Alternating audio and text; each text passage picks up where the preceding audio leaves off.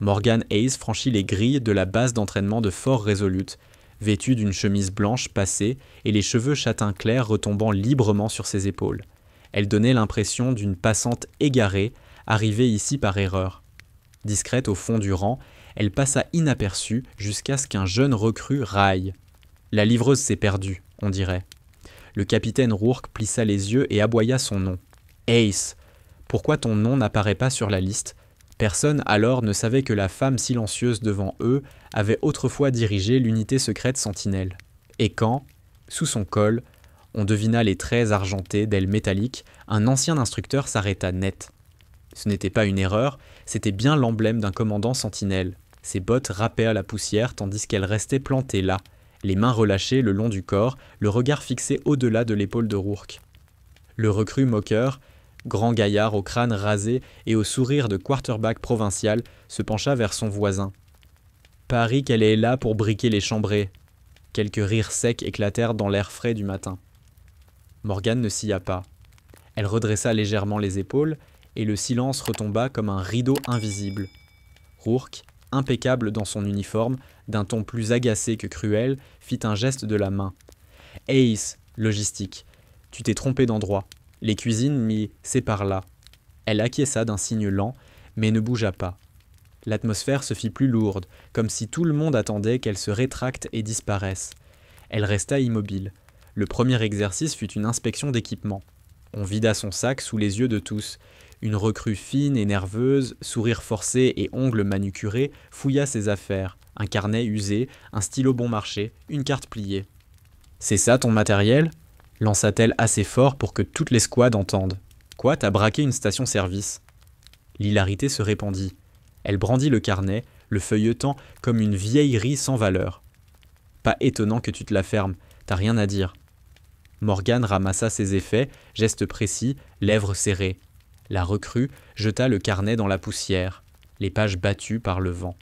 D'autres en profitèrent pour piétiner la carte, l'écrasant de leurs semelles.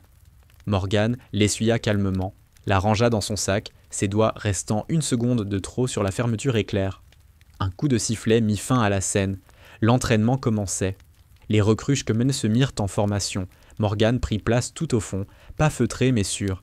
Personne ne remarqua la manière dont ses yeux détaillaient chaque caillou, chaque creux du terrain. Personne ne vit ses doigts s'assouplir comme pour retrouver la mémoire du poids d'un fusil. La matinée enchaîna exercice, briefing et une course de 10 km en montagne, le genre qui brise les orgueils. Les recrues, bravaches, plaisantaient sur celui qui arriverait premier. Morgan serra ses lacets, visage impassible. Au signal de départ, elle s'élança.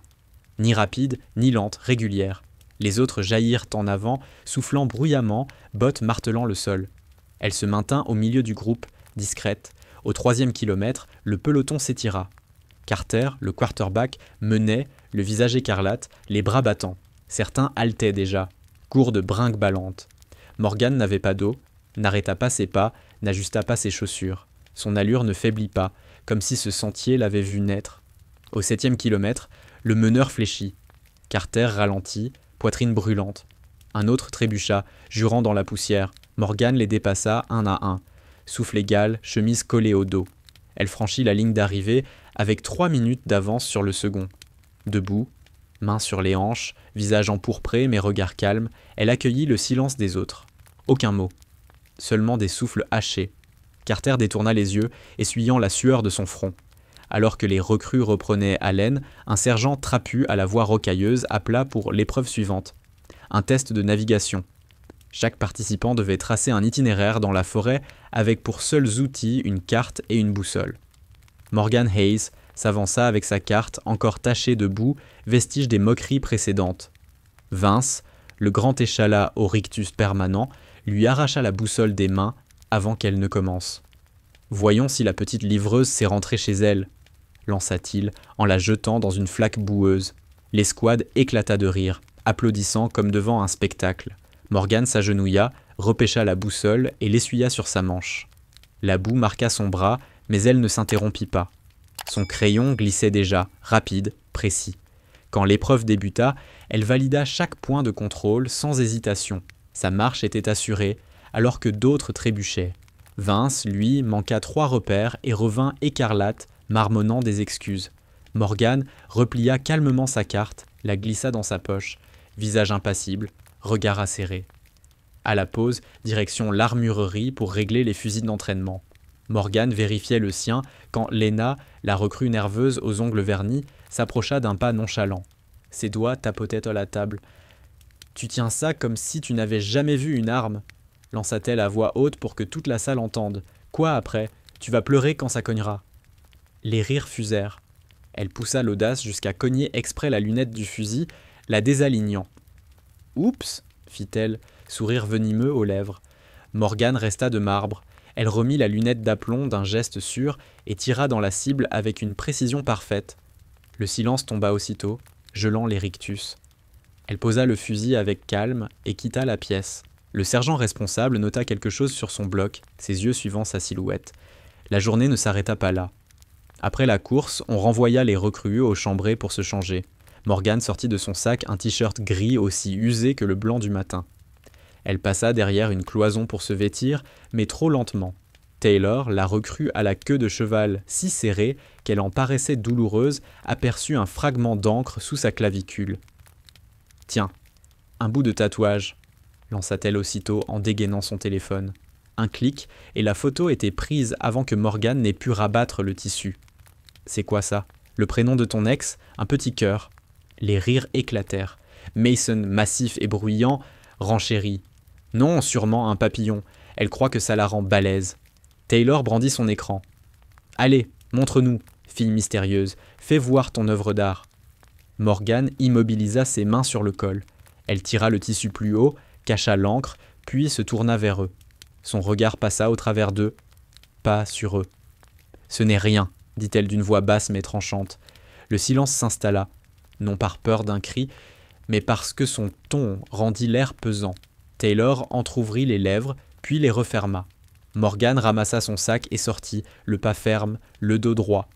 Les rires reprirent derrière elle, plus timides, plus incertains. Personne n'osa la suivre.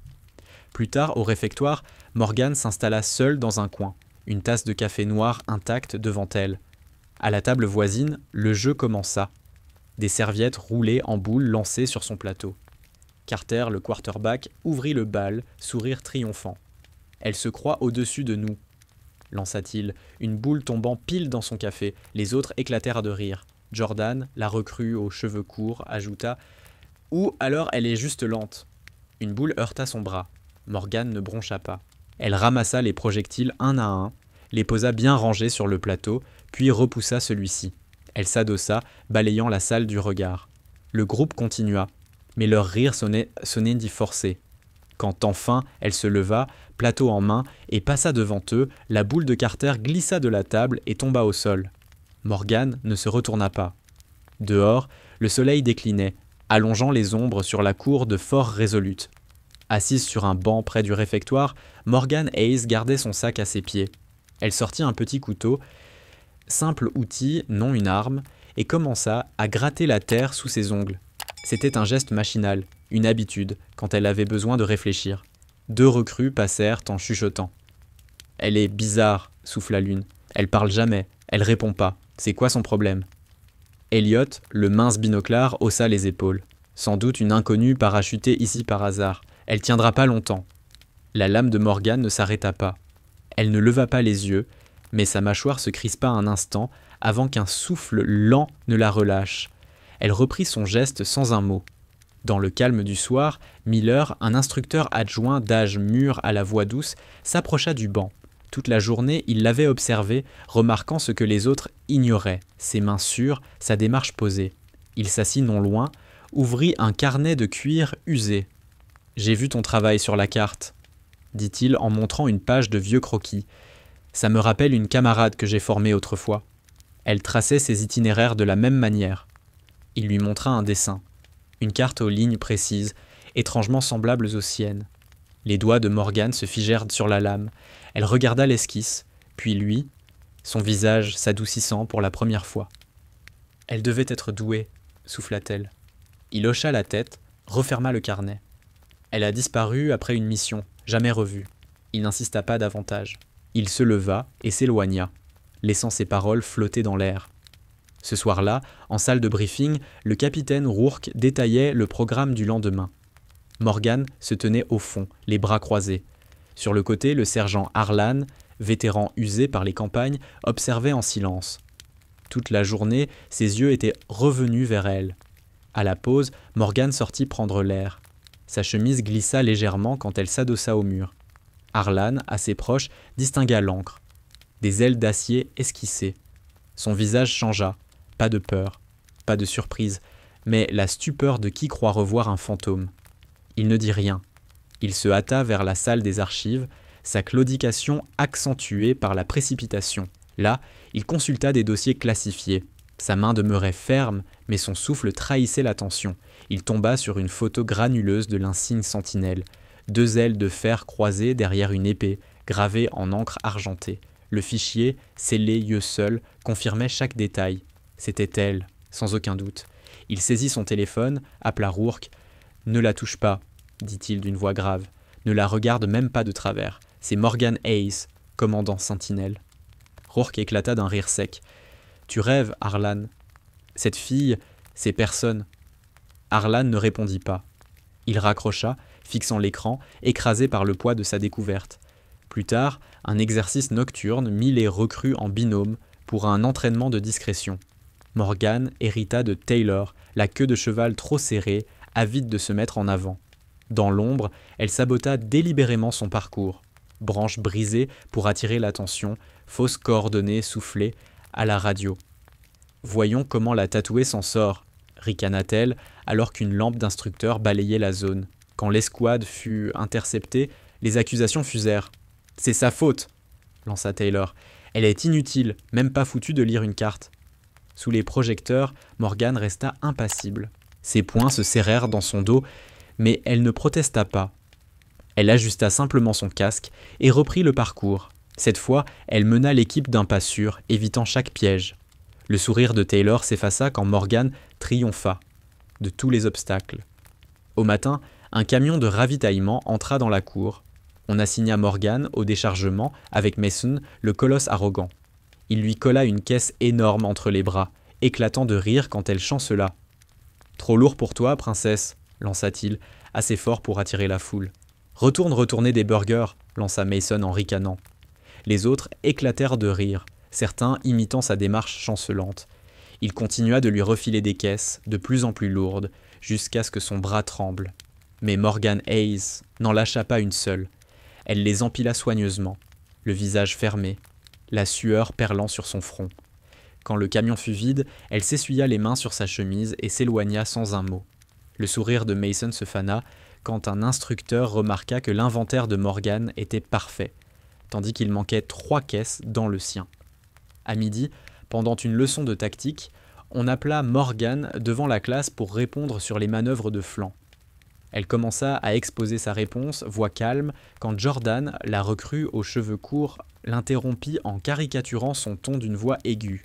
« Oh, regardez, la femme de ménage a des opinions. » Les rires fusèrent. D'autres s'en mêlèrent. « Et toi, comment tu nettoies un champ de bataille? Une stratégie pour faire la vaisselle. » Morgan s'immobilisa, main posée sur la table, balayant la salle du regard. Puis elle termina son explication avec précision et clarté avant de regagner sa place. L'instructrice, femme austère aux mèches grises, acquiesça légèrement en encerclant son nom sur la liste. Le sourire de Jordan s'éteignit quand la question suivante lui fut posée. Elle s'y perdit complètement. Le lendemain matin, Rourke était d'humeur sombre. La course de la veille l'avait troublé. Le temps de Morgan était trop net, trop irréprochable. Ça ne lui plaisait pas. Elle ne lui plaisait pas. À l'appel, il la désigna, debout tout au fond dans sa chemise passée. « Hayes, avance !» Elle le fit d'un pas mesuré, sans hâte. Les recrues observaient, mi-moqueuses, mi-curieuses. Rourke croisa les bras. « On a un problème. Ce tatouage-là. On ignore ce que c'est. Une marque de gang? Un code d'espion ?» Un murmure parcourut le groupe. « Je vous l'avais dit, » souffla Taylor. « Elle est louche. » Les yeux de Rourke se rétrécirent. « Enlève ta chemise. Prouve que tu n'as rien à cacher. » Un silence lourd tomba sur la cour. Quelques recrues se remuèrent, mal à l'aise. Vince lâcha un rire nerveux. « C'est n'importe quoi. » Mais personne ne prit sa défense. Morgane resta impassible. Elle ne protesta pas, ne discuta pas. Elle abaissa simplement son col juste assez pour dévoiler l'encre. Les ailes de fer étincelèrent au soleil, l'épée brillante et implacable. L'argent vibrait comme vivant. Sophie, au premier rang, porta la main à sa bouche. « C'est l'insigne sentinelle », murmura-t-elle. Les mots se répandirent comme une traînée de poudre. La mâchoire de Rourke se contracta, mais il ne céda pas. « Ça ne prouve rien », cracha-t-il. « Ça peut être un faux. » Avant qu'il n'insiste, Clark, le jeune opérateur radio, surgit de la tente des communications, le visage livide. Toute la matinée, il avait surveillé les canaux confidentiels, et un signal ancien, mais reconnaissable, venait de tomber. Il serrait une feuille tremblante dans ses mains et la tendit à Harlan. Une ligne unique y figurait, Sentinelle 1, confirmée présence. Les yeux du sergent glissèrent vers Morgan, puis revinrent au papier. Il le replia, le glissa dans sa poche et murmura à Clark. « Silence, personne ne doit voir ça. » Le jeune hocha la tête, mais ses yeux restèrent fixés sur Morgan, comme s'il venait d'apercevoir une légende vivante. Plus tard dans la journée, Harlan avança d'un pas lourd dans la poussière. Il ne regarda pas Rourke. Il fixa Morgan, se mit au garde à vous et leva la main dans un salut net. « Commandant Morgan Hayes, » dit-il d'une voix ferme, « pardonnez le retard. » Les recrues restèrent configées. Le téléphone de Taylor glissa de sa main et s'écrasa au sol. Morgan soutint le regard de Rourke. Pas de colère, pas de triomphe, seulement du calme, comme si elle avait attendu ce moment et qu'il ne l'étonnait pas. Elle remit son col en place, relâcha ses bras. Le camp s'emplit d'un silence douloureux, mais Rourke n'en avait pas fini. Son visage vira au rouge, sa voix se fit dure. « Alors tu crois être sentinelle ?» lança-t-il, presque en crachant les mots. « Très bien, prouve-le », lança Rourke. Il se tourna vers le groupe et désigna 3 recrues. Carter, le quarterback suffisant, Elliott, le garçon maigre aux lunettes, et Rhys, la grande athlétique restée discrète mais rapide sur le parcours. Exercice de survie, conditions réelles. Vous 3, traquez-la. Ramenez-la. Les 3 hochèrent la tête, partagés entre nervosité et excitation. Morgan Hayes ne broncha pas. « Je ne prétends rien. J'agis, répondit-elle simplement, d'une voix douce mais qui portait. Elle saisit son sac, vérifia son couteau et s'enfonça vers la lisière de la forêt. L'exercice fut impitoyable. 20 minutes à progresser dans la densité des bois, les recrues équipées de radios et de matériel d'entraînement. Elles étaient disciplinées, coordonnées. Mais Morgan évoluait autrement. Elle ne fuyait pas. Elle ne se cachait pas. Elle glissait entre les arbres comme une ombre, chaque branche brisée, chaque trace au sol captée par son regard. Carter crut l'avoir cernée. Elle était déjà derrière lui. D'un geste sûr, elle le désarma, lui lia les poignets avec sa propre ceinture. Elliott fut le suivant. Elle surgit d'un arbre, l'âme sous la gorge avant même qu'il ne cligne des yeux. Rhys résista le plus longtemps, mais Morgan l'attendait près d'un ruisseau et la laissa attachée à une souche. Quand tout fut terminé, elle regagna le camp. Dans le sac de chaque recrue neutralisée, elle avait glissé le drapeau sentinelle, sans un mot. Le lendemain, à mi-journée, un exercice de combat rapproché tourna mal. Morgan se retrouva face à Vince, le grand sec qui lui avait autrefois volé sa boussole. Il vit son occasion et la fit trébucher d'un croche-pied, l'envoyant rouler dans la poussière. L'escouade éclata de rire. Il se pencha sur elle, provocateur. « Alors, pas si rapide, hein ?» D'autres encerclèrent, leur voix moqueuse montant. « Allez, relève-toi, raté !»« Ou reste par terre, là où tu appartiens. » Morgan se redressa lentement, épousseta ses manches, visage fermé. Elle ne rendit pas les coups. Au tour suivant, elle entra dans la manœuvre, le contourna en un clin d'œil, l'abattant avec une fluidité si naturelle qu'il n'eut même pas le temps de comprendre. Le sifflet de l'instructeur claqua, validant sa performance. Le visage de Vince vira au rouge et le cercle se dispersa dans un silence gêné. Carter baissa les yeux. Elliott massait encore ses poignets, marmonnant sur la vitesse irréelle de Morgan. Rhys secouait la tête, comme si elle venait de voir l'inexplicable. Rourke, poing serré, demeurait impassible, masque fermé. Mais les murmures courèrent déjà. Elle n'est pas juste douée, c'est autre chose. Taylor, blême, avait laissé tomber son téléphone, toujours au sol. Plus personne ne riait, plus personne ne se moquait. Morgan, calme, nettoyait son couteau au bord du camp. À l'aube suivante, une officière logistique triait des dossiers de personnel. Elle tomba sur une enveloppe scellée marquée d'un ancien cachet sentinelle. Intriguée, elle l'ouvrit, une photo jaunie de Morgan, plus jeune, tatouage visible sous une manche déchirée. Un rapport y était joint, expurgé mais clair. Lors d'opération Sentinelle, elle avait sauvé seule toute une unité. L'officière en resta bouche bée, renversant son café. Elle courut vers Harlan, il jeta un coup d'œil au dossier et hocha la tête. Voilà pourquoi elle est là. Pas pour apprendre, pour commander. À midi, la rumeur s'était propagée. Ceux qui s'étaient moqués d'elle baissaient désormais les yeux, leur arrogance envolée. En fin d'après-midi, lors d'un exercice médical, on confia à Morgan la démonstration du triage de terrain. Ses gestes, précis, témoignaient d'une longue pratique. Mason ricana. « Quoi ? Tu joues à l'infirmière maintenant ?» Des éclats de rire suivirent. Il attrapa un bandage de son kit, l'enroula maladroitement autour de son bras en parodiant ses gestes. « Regardez, moi aussi je suis un héros. » L'hilarité monta encore. Une compresse roula jusqu'à heurter l'épaule de Morgan. Elle ne s'arrêta pas. Elle acheva le pansement, remit son rapport impeccable à l'instructeur. Le formateur, un médecin aguerri, la dévisagea longuement, puis se tourna vers Mason. « Tu es renvoyé de l'exercice, » dit-il sèchement. « Ta technique est un danger. » Le visage de Mason se figea, le rire mourut net. Cet après-midi-là, l'air bascula. Un grondement sourd fendit le silence et toutes les têtes se levèrent lorsqu'un hélicoptère lourd descendit sur le terrain.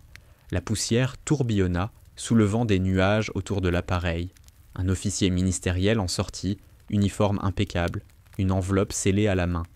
Il ne regarda pas Rourke. Il ne jeta pas un œil aux recrues. Il marcha droit vers Morgan Hayes et lut d'une voix claire « Morgan Hayes est réintégré au poste de commandant de terrain de l'unité Sentinelle, par ordre de l'état-major suprême. » Les mots frappèrent comme une onde de choc. Les recrues s'allient se raidirent dans un salut impeccable, leur visage mêlant stupeur et honte. Les épaules de Rourke s'affaissèrent. Il ne protesta pas. Il ne le pouvait pas. L'officier remit l'enveloppe à Morgan. Elle la prit, geste sûr, puis se dirigea vers l'hélico, son sac en bandoulière. Juste avant d'embarquer, Sophie, la jeune recrue, qui avait jadis reconnu le tatouage, brisa les rangs et courut vers elle. Dans ses mains, un petit écusson brodé de l'emblème Sentinelle. « Je l'ai fait pour vous, » dit-elle d'une voix tremblante. « Je suis désolée pour tout. » Morgan s'arrêta, ses yeux s'adoucirent. Elle prit le patch, le glissa dans son sac et acquiesça d'un seul signe de tête. Ce n'était pas un pardon, mais c'était suffisant. Sophie recula, les larmes aux yeux, tandis que Morgan montait dans l'appareil. Le geste se répandit comme une onde discrète à travers le camp. Un respect silencieux, nouveau. Les conséquences tombèrent vite. Rourke fut réaffecté dès la nuit suivante, sans explication ni recours. La photo du tatouage, publiée par Taylor, fuitait en ligne. Au matin, ses réseaux sociaux croulaient sous les commentaires. Ses sponsors la lâchèrent. Sa place à l'entraînement fut annulée. Carter fut relégué à un bureau. Ses rêves de terrain envolés. Elliott abandonna, confessant qu'il ne pourrait jamais rivaliser. Rhys resta, mais s'entraînait 2 fois plus, hanté par l'ombre de Morgan. Le camp bruissait de récits, chacun grossi, chacun amplifié. Mais Morgan n'était déjà plus là. Elle n'avait pas besoin de rester, pas besoin de prouver. Quelques jours plus tard, loin des montagnes, Harlan s'assit seul dans un bureau exigu. Il tenait une vieille photo. Morgan, des années plus tôt, dans un autre uniforme. Son visage était plus jeune, mais ses yeux portaient déjà la même sérénité inébranlable. Il caressa le bord de l'image, puis la glissa dans un tiroir. La vérité n'était plus cachée. Les salles de briefing murmuraient son nom. Ses dossiers ressortaient des archives verrouillées. Elle n'était plus un mythe. Elle était réelle. Et elle était revenue. Au fond, Morgan n'avait jamais eu besoin de crier sa valeur.